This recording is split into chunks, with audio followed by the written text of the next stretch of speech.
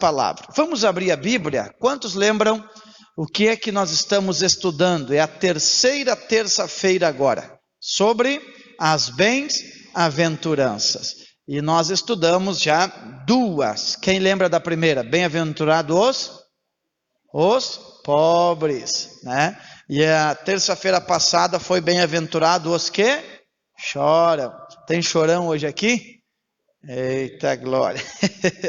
E hoje nós vamos estudar a terceira, que está em Mateus capítulo 5 e o versículo de número 5.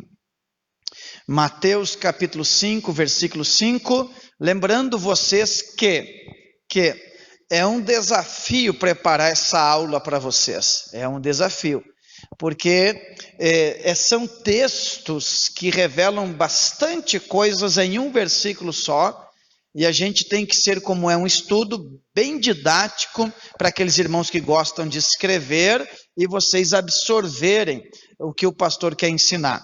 Mas eu queria que vocês prestassem atenção, até porque nós já, toda terça-feira, a gente dá uma introdução em um aspecto do que significa o Sermão do Monte, e hoje eu vou transmitir outro aspecto, então é importante ficar atento. Mateus capítulo 5, versículo 5, diz assim: bem-aventurados os mansos, porque eles herdarão a terra.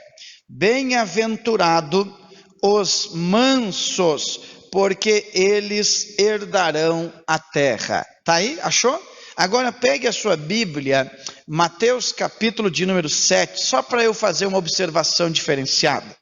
O capítulo 7, vocês lembram que o Sermão do Monte, ele é do capítulo 5 até o final do capítulo 7.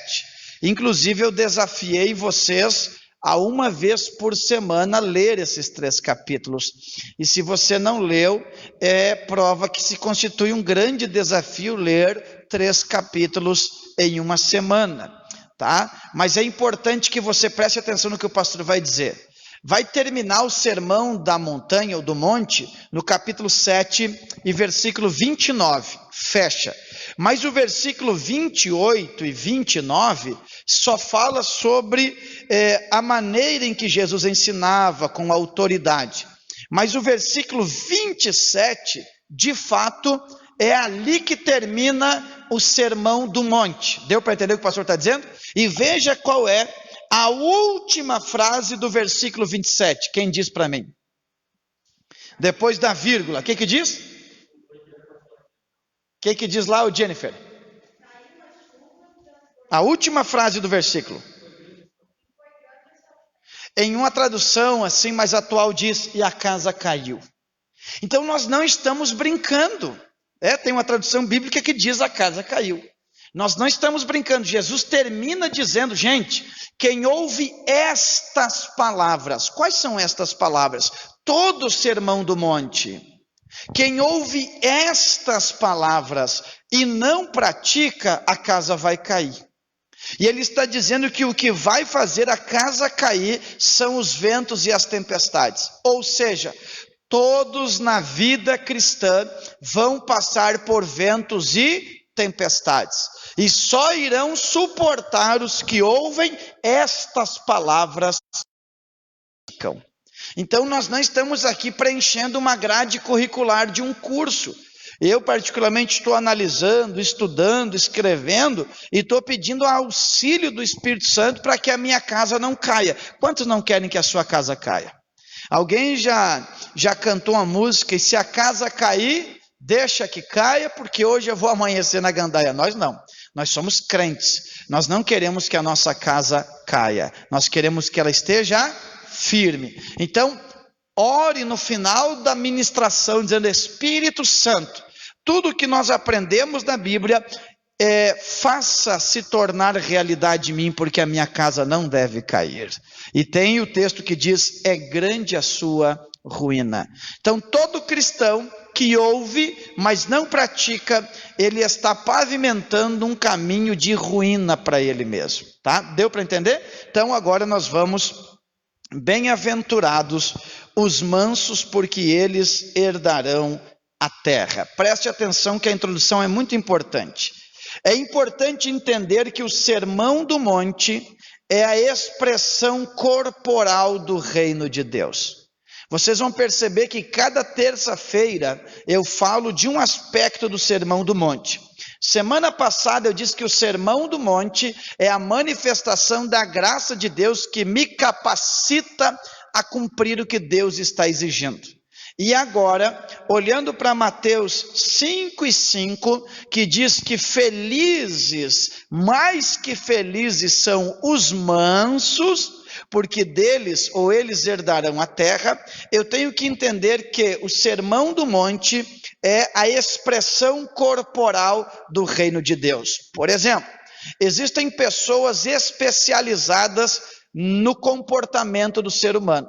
Você vai para uma entrevista, eles olham para a tua expressão corporal, eles já têm um discernimento da tua predisposição em aprender, em se adaptar, eles percebem a tua resiliência para ver se você de fato consegue ter flexibilidade, ou seja, a minha expressão corporal diz muito da cultura em que eu represento. Está dando para entender? É por isso que eu tenho afirmado que o Evangelho salva a alma e educa o corpo. Então, quando Jesus vai falar agora, ele não está falando dos pobres de espírito, nem dos que choram, ainda que todos estão entrelaçados, e o intento de Jesus é se tornar repetitivo, para que essas características fiquem em nós. Agora ele está falando de uma expressão corporal, que manifesta a cultura em que nós representamos. Agora, quando você lê, bem-aventurados os mansos, e você trata com ligeireza a Bíblia, você logo pensa na sua interpretação natural do que é mansidão. Mas quando Jesus fala aqui, bem-aventurados os mansos, Jesus está tentando regular a visão dos seus discípulos. E eu vou te dar argumentos que justificam isso. Jesus está tentando regular a visão dos seus discípulos sobre a sua postura. Ele diz assim, ó, felizes são os mansos, porque eles vão herdar a terra. Então eu tenho 3 observações que Jesus quer corrigir sobre a visão de herdar a terra. A primeira, no Antigo Testamento foi ordenado conquistar a terra. Vocês vão olhar para o Antigo Testamento e vocês vão ver que Deus manda o povo conquistar uma terra. Quem lembra disso? Entrem e possuam a terra que eu vos dei por herança. Deus deu uma terra que já tinha dono. Deus deu uma terra que tinha gigantes. Só que Deus ordenou o seu povo a conquistar a força, a tirar os gigantes de lá e implantar os princípios do reino de Deus. Por que eu dou esse exemplo? Porque esta ordem foi tão incisiva que ela passa de geração em geração. E quando chega no período dos discípulos, eu vou te dar os outros 2 argumentos, vocês vão ver que eles ainda têm esse sentimento de domínio, de conquista política. Então, lá no Antigo Testamento, o Senhor diz, entrem e conquistem a terra. Tire os habitantes de lá, arrastem eles de lá, não façam aliança com eles. Isso ficou impregnado na mente do povo. Em segundo lugar, quem estuda a Bíblia vai descobrir na história um povo chamado os Zelotes. Os Zelotes realmente queriam a vinda do Messias e acreditavam que ele seria um grande general que viria constituir um poder militar para destruir e derrubar Roma. Assim eles almejavam um reino militar, Por outro lado, os fariseus eram igualmente ansiosos para derrubar Roma, só que eles não estavam à procura de um reino militar. Eles estavam procurando por uma restauração da teocracia do Antigo Testamento. Está dando para entender? Ou seja, eles queriam que o Messias viesse, não porque o Messias ia redimir a alma deles do pecado, mas porque o Messias iria destituir Roma e o reino seria teocrático, ou seja, não teria um governante, era Deus que iria mandar. Então tudo isso está na mente deles, nós temos que conquistar, nós temos que nos revolucionar, nós temos que arrancar Roma do governo. Aí é por isso que Jesus vem dizer, felizes são os mansos. Quem lembra do texto bíblico de Ezequiel que diz assim, não com força, nem com violência, mas pelo meu... Está dando para entender agora? Jesus regulando a visão dele. E o último exemplo está em Atos capítulo 1, versículo 4 a 8, que anterior à descida do Espírito Santo, qual é a pergunta dos discípulos para Jesus? Restaurarás tu, neste tempo, o reino de Israel? Ou seja, eles não tinham entendido nada. Aí Jesus diz assim, não cabe a vocês saber tempos ou estações que o próprio Deus estabeleceu, mas recebereis poder ao descer sobre vós o Espírito Santo. Então Jesus, quando ele fala assim, felizes são os mansos, ele está dizendo assim, gente, vocês não vão conquistar a terra como foi no Antigo Testamento. Gente, nem se trata desse tipo de terra para vocês. Eu tenho que tirar de vocês o desejo do meu reino, porque vocês não desejam o meu governo, vocês simplesmente desejam que Roma não governe vocês. É por isso que às vezes nós estamos na igreja com um sentimento maquiado, manifestando que queremos uma coisa, mas a raiz revela que nós queremos outra. Então Jesus diz assim, eu vou regular a visão de vocês. Não é por força, não é por violência, são os mansos que vão herdar a terra. Aí dá uma polvorosa na nossa mente. Porque manso, no nosso pensamento e na nossa linguagem moderna, não é uma qualidade admirável. Hoje em dia a palavra contém uma ideia de falta de dinâmica, de falta de ânimo, ou até de falta de força e virilidade. Comumente achamos que manso é aquele indivíduo que tem sangue de barata. Eu já disse para vocês nas outras 2 terças-feiras que estas virtudes de Mateus capítulo 5 não tem nada a ver com algo natural, não tem nada a ver com personalidade, porque alguém pode olhar para o pastor Marciano ativo, correndo, proativo, respondendo e dizer que eu não sou manso. E olhar para uns outros amigos meus, que até para rir, eles são devagar, inclusive estou olhando para um aqui, os da câmera não veem, mas eu vejo, e diz, o fulano é manso. Não, esta virtude não tem nada a ver com esse aspecto natural. Então, eu tenho que explicar primeiro, o que não significa ser manso? O que não significa ser manso? Para nós construirmos o verdadeiro significado, nós temos que desmistificar esta ideia, desta visão errada. Se eu vejo errado, eu interpreto errado. Então é fácil compreender erroneamente mansidão.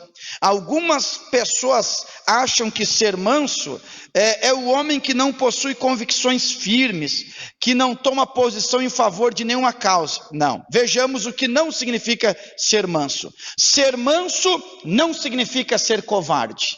Ser manso não significa ser covarde. Não confunda mansidão com covardia. Covarde é aquele que deixa de agir motivado pelo medo e não por autocontrole. Inclusive, a Bíblia diz em Apocalipse 21:8 que os covardes não herdarão o reino dos céus. Então não confunda ser manso com ser covarde, passivo. Em segundo lugar, ser manso não significa ter um temperamento calmo. Peraí, pastor, esse é o problema, nós queremos naturalizar esta virtude.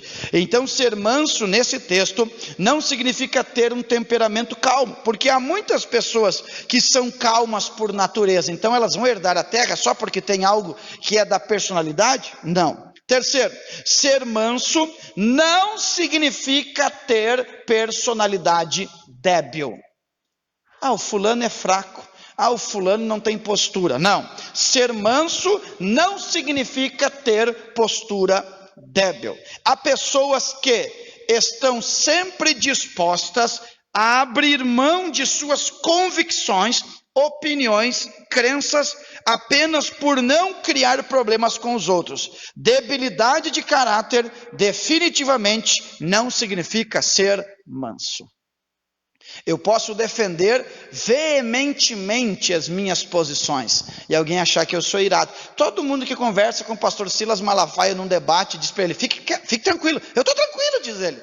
Porque as pessoas têm essa conotação de mansidão com ser débil, com aceitar a imposição. Então isto não é ser manso. Quem está me entendendo, diga amém. A virtude que estudaremos hoje, indispensável para a formação do caráter cristão, é mansidão. Do grego prautes, bondade de espírito, brandura, manso, é a 8ª característica do fruto do Espírito Santo e a 3ª, bem-aventurança. Olha como Martin Lloyd Jones, ele resume mansidão. Martin Lloyd Jones, que é um escritor, ele define assim: mansidão é a essência, a verdadeira visão que temos de nós mesmos e que se expressa na atitude e na conduta para com os outros. Então, mansidão é a verdadeira visão que nós temos de nós mesmos. Também o que se expressa na atitude e na conduta com os outros. E agora eu vou dar os pontos, aqueles que vocês gostam. Pastor, como é que eu sei se eu sou manso? Aí eu vou lhe dar os pontos. Vocês têm essa mania que tem que ser assim, senão vocês não querem escrever tudo, né? Agora, pastor, como eu vou definir se eu sou manso? Que tipo de manso que esta expressão grega, prautes, quer dizer? Quais características de uma pessoa que está habilitada por Deus para herdar a herança e a terra? Então veremos as verdadeiras manifestações da mansidão. Já vimos o que não é ser manso e agora veremos quais são as verdadeiras manifestações da mansidão. Anote aí. Primeiro, ter uma perspectiva divina da vida. Ter uma perspectiva divina da vida. Pode botar entre parênteses, se você quiser, noção de propósito. Então, quando Jesus diz assim, felizes são os mansos, ele está dizendo, felizes são aqueles que têm uma perspectiva divina da vida, ou seja, que consegue ver a vida com a ótica divina. Ele não é proativo por sua própria natureza, ele não tem reação simplesmente em função da ação, ele consegue fazer uma leitura completa com as lentes do céu, ele não ignora o que Deus está fazendo. Quer ver? Anote aí, se você quiser, 1 Pedro, capítulo 2, versículo 21 ao 23. 1 Pedro, capítulo 2, versículo 21 ao 23. Veja o que diz a Bíblia para nós aqui. Porque para isto sois chamados, pois também Cristo padeceu por nós, deixando-nos o exemplo, para que sigais as suas pisadas. Olha agora o que é mansidão. O qual não cometeu pecado, nem na sua boca se achou engano. Preste atenção nesta frase. O qual, quando o injuriavam, não injuriava. Quando o injuriavam, não o injuriava.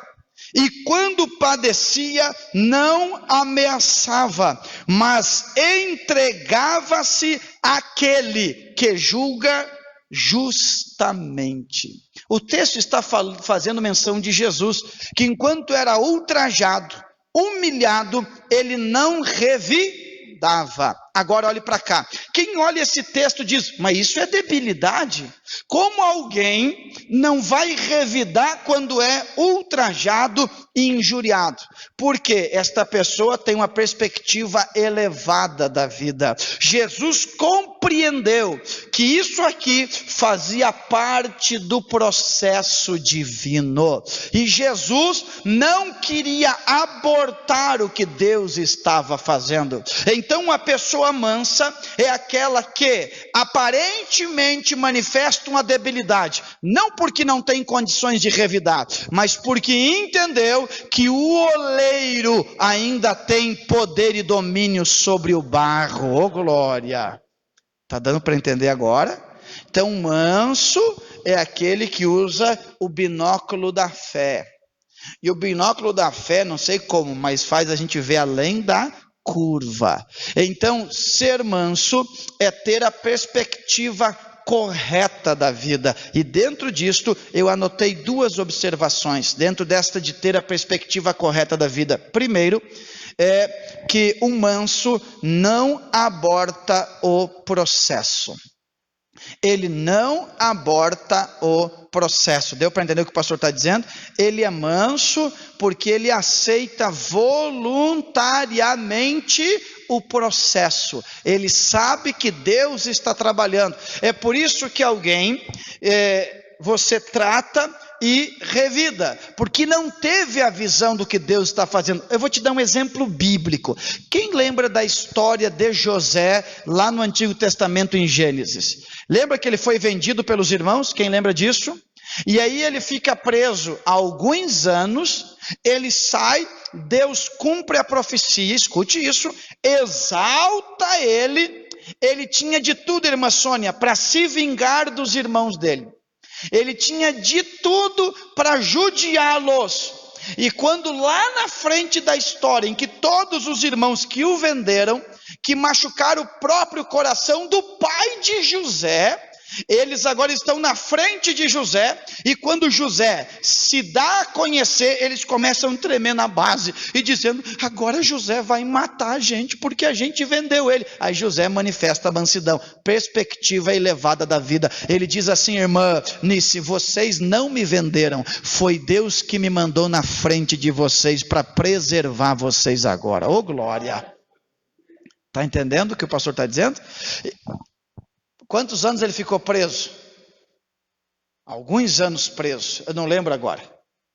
Alguns anos, foi mais de 10 anos preso. Lá na frente, 13 anos preso. Lá na frente, ele poderia dizer, agora vocês estão nas minhas mãos, mas ele diz, eu entendi que a maldade de vocês fazia parte do processo de Deus na minha vida. Ô glória! Manso. Deu para entender agora? Manso é aquele que tem uma perspectiva elevada, então ele não aborta o processo. A segunda observação, o manso entende que Deus usa as circunstâncias para amadurecê-lo. E eu quero dizer uma coisa para vocês, que aqui tem o enseja, tem o eja, o antigo supletivo, mas na fé não tem supletivo.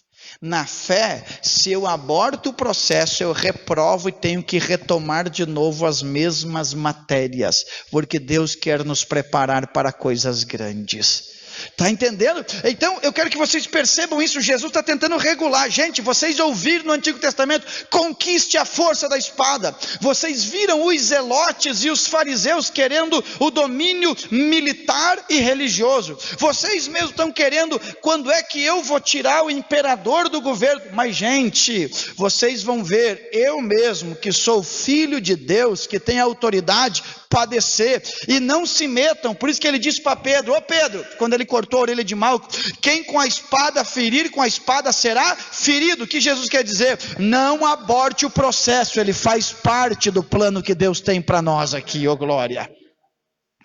Por que em Mateus capítulo de número 16, escute isso, Mateus capítulo 16, um discípulo chega para Jesus e diz assim, quando Jesus fala que ele vai morrer, ele diz assim para Jesus, Jesus, tem dó de ti mesmo, tenha dó de ti mesmo. E Jesus disse assim: sai para lá, Satanás, que não cogitas das coisas do céu, mas da terra. Jesus está dizendo assim: vocês não estão entendendo que não é com ferramentas humanas que se conquista a terra, é se dobrando na vontade divina. Quem lembra do texto que quando, e aí nós vamos ver mais à frente, João capítulo 18, apertam Jesus e Jesus diz assim: ó, o meu reino não é desta terra, se fosse daqui, os meus súditos brigariam a meu favor. E outra coisa, se eu quisesse, eu rogaria ao Pai 12 legiões de anjos para me defender. Ele está dizendo: eu não estou vendo esses seres humanos, eu estou na vontade de Deus. Oh glória!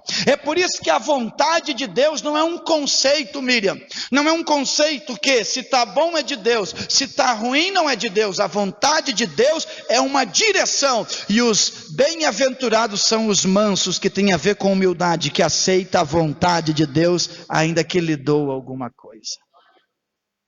Deu para entender agora? Então, em primeiro lugar,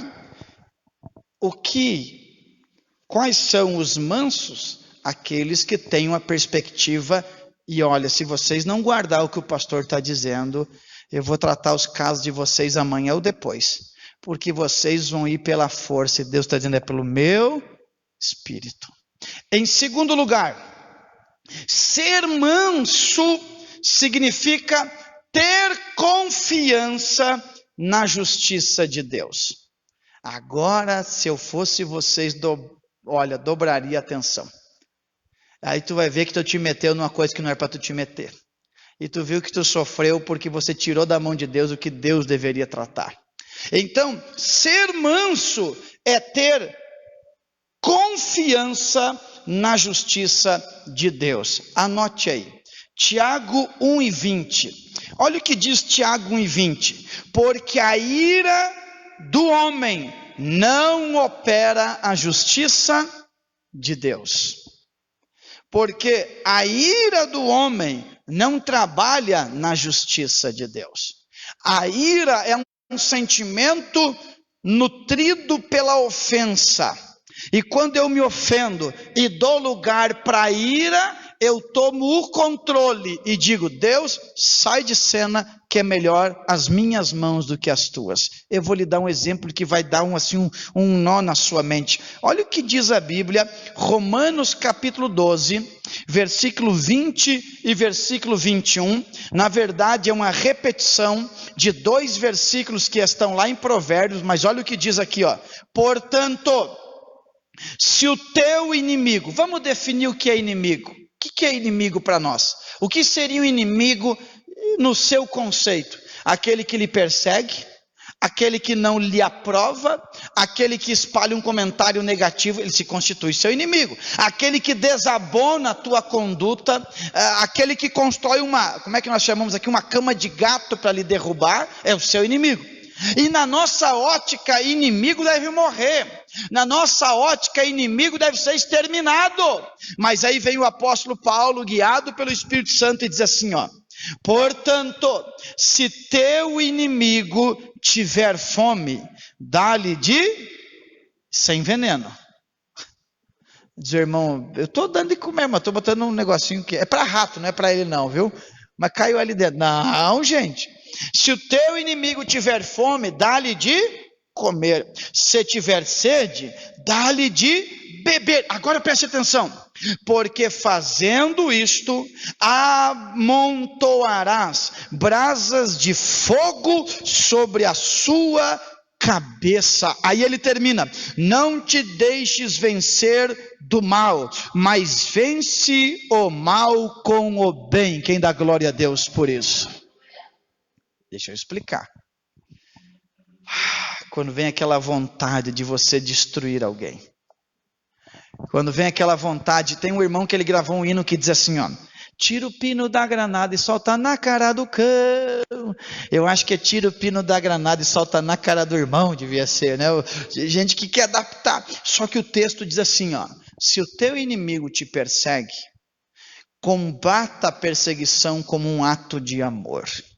Se o teu inimigo te judia, humilhe ele com um ato de amor e bondade. Aí o texto diz assim, ó: porque quando ele vier ou já fez a maldade contra você, escute isso, e você fizer o bem para ele, o texto diz que eu estou fazendo o quê?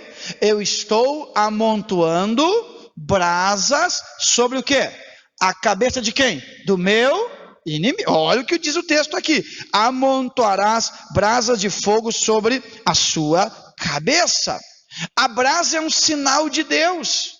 A brasa é um sinal de Deus, seja sobre a sua cabeça, sobre a cabeça de alguém. A brasa é um sinal de Deus. O que diz Ezequiel capítulo 10, versículo 2? Enche as tuas mãos de brasa viva e espalha sobre a cidade.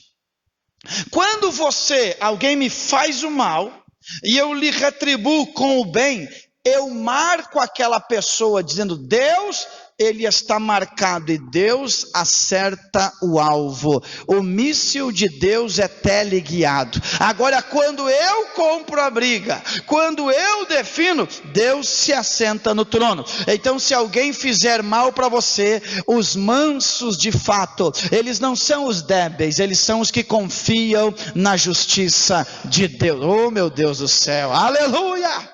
Deus está dizendo, Jesus está dizendo assim: gente, bem-aventurado é aqueles que, sendo oprimidos por Roma, eles fazem o bem, porque quando faz o bem, acende brasa, e quando acende brasa, eu vejo do céu, e eu entro em ação para ajudar vocês, oh glória a Deus. Quem está entendendo? Deu para entender? Então, manso é o que confia na justiça de... Irmão, olhe para mim aqui, ó. Eu posso achar que eu sei como fazer as coisas, mas eu não sei nada. Quem sabe é Deus. Oh, glória. Alguém veio hoje aqui e você tem que confiar que na sua mansidão opera a justiça de Deus. É Deus que vai trabalhar, é Deus que vai agir. Por exemplo, Números capítulo 12 e versículo 3, a Bíblia diz assim: e era o homem Moisés muito manso, mais do que todos os homens que havia sobre a face da terra. Quem já leu a história de Moisés, percebe que Moisés é um homem austero. É um homem rude, mas o texto diz que ele é manso. Por que o texto diz que ele é manso? Porque nesse mesmo capítulo, e a partir dele, Moisés vai sofrer muitas afrontas, e nenhuma delas ele compra a briga. Tudo ele entrega nas mãos de Deus. Eita, tudo. Quando Miriam aqui se levanta contra ele, caluniando o casamento dele, porque Moisés gostava da moreninha, e eles não queriam, e o Moisés casou, e eles se meteram com Moisés e ofenderam a Moisés, dizendo: quem sabe Deus só fala com Moisés. Moisés deixou na mão de Deus, e Deus feriu Miriam de lepra, e o acampamento de Israel ficou 7 dias parado, porque era o período da purificação. Tem muita gente que parou de andar porque se meteu em questões que não deveriam se meter. Tem gente que já me judiou. Olhe para mim aqui, ó. Eu lembro de alguém que me judiou em nome de Deus, e eu lembro que dá para contar nos dedos se eu orei por 2 ou 3 pessoas em 21 anos de fé. Se eu orei dizendo assim: Deus está nas tuas mãos, eu tenho muito medo de orar desse jeito. Tem gente que qualquer coisa assim, está na mão de Deus. Se eu posso resolver na mansidão, eu vou resolver. Para estar na mão de Deus é muito perigoso. E aí eu lembro que eu orei lá na minha casinha, né, Miriam? Na sala de casa, no sofá, eu dobrei os joelhos no chão, me apoiei no sofá e disse: Deus, ele também é teu servo. Vai lá e entra no escritório dele e diz que eu não sou rebelde, que eu sou crente. E Deus pelejou a minha causa, sem eu mexer uma mão, porque nós não tocamos naqueles que é Deus quem vai tocar. Bendito Deus. Felizes são os mansos. Quem está entendendo? Ó, eu vou te dar outro exemplo. Quem lembra da história de Davi? Saul jogou lança em Davi, Davi aprendeu, sabe fazer aeróbica. Vinha uma lança, ele pá. Vinha outra lança, ele só se desviava. pentecostal, ó. Os crentes de hoje estão levando lançado porque eles perderam o Pentecostes, não sabem mais fazer isso aqui. Antigamente fazia, aí jogava a lança. Aí Davi, ele entra dentro de uma caverna. Quem está dormindo naquela caverna? Saul. E ainda alguém diz assim para ele, ó, mata agora. Ó o argumento, cuidado com os argumentos que estão botando na tua mente. Os outros diziam, mata porque foi Deus que entregou na sua mão. Se não, dá a ordem que nós matamos. Davi não faz mal e não permite ninguém fazer mal. Davi pega a lança, pega um pedaço da orla do manto, do vestido de Saul e sai. E Deus no final trata com a vida de Saul, não foi Davi. Porque na ira do homem não opera a justiça de Deus. Felizes são aqueles que confiam na justiça de Deus. Eu vou tentar traduzir. Herdarão a terra. Deus está dizendo que os mansos, ninguém quebra os limites da herança que lhe pertencem. Eu vou dizer de novo, os mansos, eles têm uma proteção de Deus, e Deus não deixa ninguém minar, entrar, quebrar o limite daquilo que pertence só a você e a sua casa. Quem recebe esta palavra, levante a sua mão e diga, eu creio na sua justiça, Senhor, glória.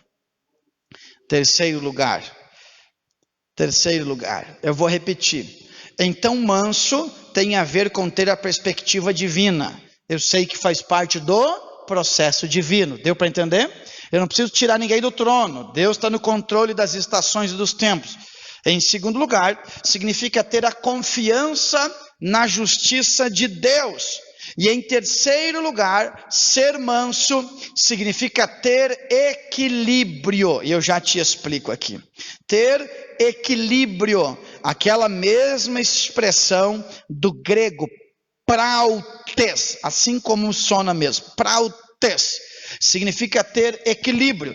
Nesta situação é usada a metáfora de um cavalo domado.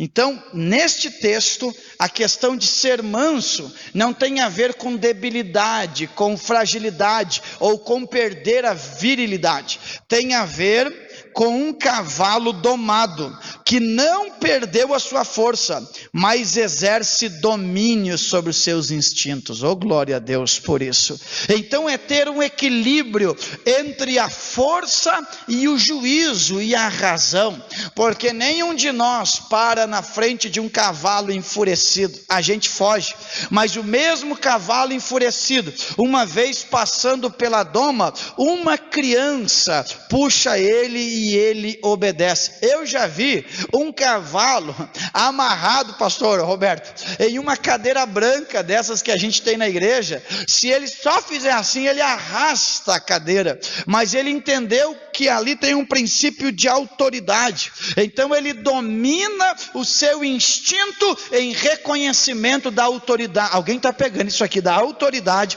que impôs o limite. Então felizes são os que têm força, mas eles têm equilíbrio dos seus instintos, pois é Deus que garante a herança deles. Diga comigo, equilíbrio. É isso que falta para nós. Os mansos são os equilibrados. E aí é todo entrelaçado da mesma coisa. Aqueles que dizem, eu posso tirar o imperador, mas não vou tirar, porque quem manda nos reis é o Rei dos reis e Senhor dos senhores. Quem cuida, a Bíblia diz em Daniel, que é Deus que muda reinos e estações. Então o equilíbrio é, eu tenho força, mas a minha força é demonstrada no domínio do meu instinto. É por isso que Hernandes Dias Lopes diz que o maior freio moral do homem é o temor a Deus. Eu posso fazer do meu jeito, mas eu prefiro confiar que o jeito de Deus é o melhor de ser feito. Glória!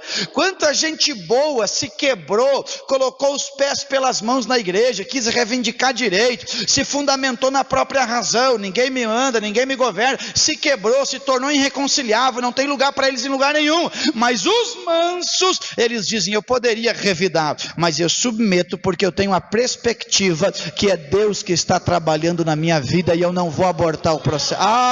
Levante a mão, tem algo especial do céu aqui, glória. Glória, aleluia. Alamacanda, alamacanda, alama. Glória a Deus. Oh, glória! Às vezes, não é só a força física, é a força moral, é o poder influenciador. Eu tenho força moral para convergir este grupo contra o Kaique, mas eu submeto o meu instinto moralista e eu digo: é Deus que está comandando, porque onde há o Espírito de Deus, aí há liberdade. Equilíbrio, está dando para entender agora a mensagem? Então Jesus está regulando a visão, gente, não é por força nem por violência, não é pela espada, mas é pelo meu Espírito. Se equilibrem, usem a posição que vocês têm, mas deixe o meu Espírito trabalhar. Se você quer anotar rapidinho, porque já passaram 45 minutos, mas anote aí, é muito importante o equilíbrio. Aí, isso aqui eu já ensinei uma vez, mas repito, coloque assim, ó. Eu coloco um pontinho e a descrição: na santidade, equilíbrio na santidade. Coloque Eclesiastes capítulo 7, versículo 16. Eclesiastes capítulo 7 e versículo 16. Peca aquele que diz precipitadamente é santo. Coloque aí em segundo lugar, equilíbrio na opinião de si mesmo. Cuida para não pensar nem mais e nem menos. Você é o que Deus quis que você fosse. Coloca Lucas 18 e versículo de número 11. Coloque também agora em terceiro lugar, equilíbrio entre os dons e o amor. Equilíbrio entre os dons e o amor. Aí você coloca 1 aos Coríntios capítulo 13 e versículo 2. 1 aos Coríntios 13 e 2. E coloque também agora equilíbrio entre fé e obras. Entre fé e obras. Fica tranquilo que eu repito tudo de novo. Tiago 2,14. Equilíbrio entre fé e obras. E em último lugar, equilíbrio na opinião sobre os outros. Na opinião sobre os outros. Provérbios, capítulo 20, versículo 25 e Romanos 14, versículo 4. Então eu tenho que ter equilíbrio, primeiro, na santidade, Eclesiastes 7, 16, na opinião de si mesmo, Lucas 18 e 11, entre os dons e o amor, 1 aos Coríntios 13 e 2, entre fé e obras, Tiago 2,14, e na opinião sobre os outros, Provérbios 20, versículo 25, e Romanos 14, e versículo 4. Eu quero ter equilíbrio. Quantos gostariam de ter equilíbrio? Eu já disse a vocês que nós somos especialistas em desequilibrar as coisas. Nós somos extremistas por natureza. Quer ver? Quem tem um filho não vai compreender o que o pastor está dizendo. Quem tem dois vai entender. Quem tem dois filhos geralmente faz essa leitura. E os meus têm um pouco de idade diferente, não muita, mas tem. Eu prendi demais este, eu abro demais aquele. Não, eu abri demais para este, eu prendo demais para este aqui. Nós temos que entender que as pessoas nascem no mesmo lar, têm a mesma escola, mas o coração é diferente. Que para um serve, para outro não serve. Então eu devo, como pai, como mãe, como obreiro, como obreira, confiar e dizer: Deus, me dá o equilíbrio das minhas emoções para que o teu nome seja glorificado. Equilíbrio. Quantos querem ter isso? Se você quiser anotar aí, anote assim, ó. Amor sem verdade é hipocrisia. Amor sem verdade é hipocrisia. Eu tenho que lhe amar, mas tem que ter verdade. Agora anote, verdade sem amor é brutalidade. Verdade sem amor é brutalidade. Se eu lhe amo, mas não tenho verdade, isso aí é uma hipocrisia. Mas se eu tenho verdade, mas não tenho amor, eu me torno bruto, se torna uma brutalidade. Eu tenho que pedir ao Senhor equilíbrio, glória seja dado ao Senhor. Tem tanta coisa aqui que eu vou ler, não vai dar para ministrar ponto sobre ponto. Na Bíblia, a palavra mansidão aparece com os seguintes significados, dentre outros: brandura, que está em Gálatas 6:1, cortesia, Tito 3:2, amável, Efésios 4:2, discreto, ou seja, não faz alarde, Tiago 3:13, bondade, 1 Coríntios 4:21. E à luz dos ensinamentos bíblicos, podemos dizer que mansidão é essencial ao ensino, 2 Timóteo capítulo 2, versículo 25, necessária para o aprendizado, Salmos 25:9, é a característica dos escolhidos, Colossenses 3:12, é preciosa diante de Deus, 1 Pedro 3:15, e é também o segredo da conquista e do poder, Salmo 149, versículo 4, e Mateus capítulo 5, versículo de número 5. Agora, a Bíblia diz, felizes então são os mansos, porque eles herdarão a terra. A terra. Que terra é esta? Jesus nunca pregou o mundo terreno e carnal, apesar dos benefícios adjacentes neste mundo. Logo, ele fala que é diferente. João 18, 33 e 36, ele diz, o meu reino não é deste mundo. Ele está dizendo, felizes são aqueles que têm a perspectiva correta do que eu estou fazendo. Felizes são aqueles que confiam na minha justiça. E felizes são aqueles que têm equilíbrio. Por quê? Deles eu já preparei para eles uma mansão celestial, terra de herança. A terra prometida no Antigo Testamento, escute isso, estava associada à ideia de descanso. O Senhor disse, vocês vão entrar e vão conquistar uma terra que mana leite e mel, e eu darei descanso para vocês. Já no Novo Testamento, a referência da terra diz de coisas melhores, do descanso de Deus em nós e da nova Jerusalém. Olhe para mim, quem é manso, ele tem um estado de espírito que descansa em Deus. É por isso que a Bíblia diz assim, vinde a mim vós que estáis sobrecarregado e eu vos aliviarei. Vocês estão levando um fardo que não é de vocês. Vocês não conseguem tirar Roma do governo. Vocês não conseguem tirar o fardo dos fariseus. Então vinde a mim, vós que estáis sobrecarregados e cansados, e eu vos aliviarei. Tomai sobre vós o meu jugo que é leve, e o meu fardo que é suave, e aprendei de mim, que sou manso. Ele está dizendo, eu dependo daquele que me enviou, é ele que vai botar cada peça no xadrez. Oh glória, quem recebe esta palavra? Ele está dizendo, façam que nem eu vou passar pela cruz, mas a cruz foi desenhada pelo Pai que me enviou, e eu não vou rebater, porque eu creio que eu estou no processo divino. Eles vão me bater, mas eu não vou revidar, porque Deus não me chamou para tal, porque é Deus quem vai tratar com eles. Quem recebe esta palavra? É por isso que quando ele disse está consumado, estremeceu as estruturas, escureceu o céu, o véu se rasgou de alto a baixo. Deus está dizendo, eu vi, meu filho, as brasas que você deixou aí. Você fez o bem quando eles fizeram o mal, agora eu vou comprar a batalha, agora eu vou entrar em ação. Quem dá glória a Deus por isso? O manso não receberá como herança um hectare de terra, antes será herdeiro de novos céus e nova terra. 2 Pedro 3:13 diz, mas nós, segundo a sua promessa, aguardamos novos céus e nova terra em que habita a justiça. Oh irmão, é novo. Por mais que teremos eleições daqui uns dias, haverá sempre injustiças. Por mais que o sentimento seja bom de ajudar o povo, o coração do homem é inclinado ao mal, mas naquele novo céu, naquela nova terra, não haverá injustiça, só justiça.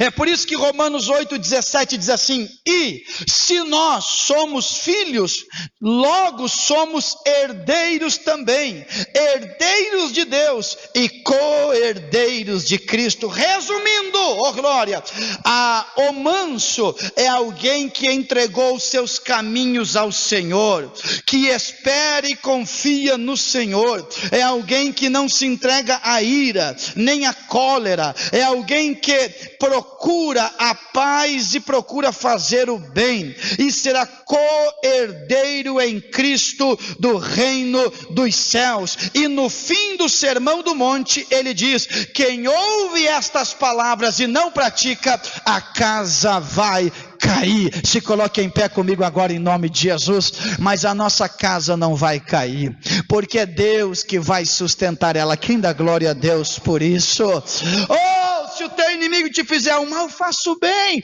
Vamos amontoando brasas de fogo, e aí o céu vai vendo as brasas e vai dizendo: cada brasa é o sinal em que eu devo entrar em ação. Quem recebe esta palavra? Você já viu que tem gente que não tem brasa, só tem carvão, e carvão só suja. Quando você age do seu jeito, você suja a situação. Quando você age na sua natureza, você é proativo, você diz assim: ação, reação, você está sujando a situação. Faça o bem, e uma brasa vai ficar ali queimando, e Deus está dizendo: opa, tem brasa? Então é o pedido de socorro, eu vou entrar em ação e vou batalhar.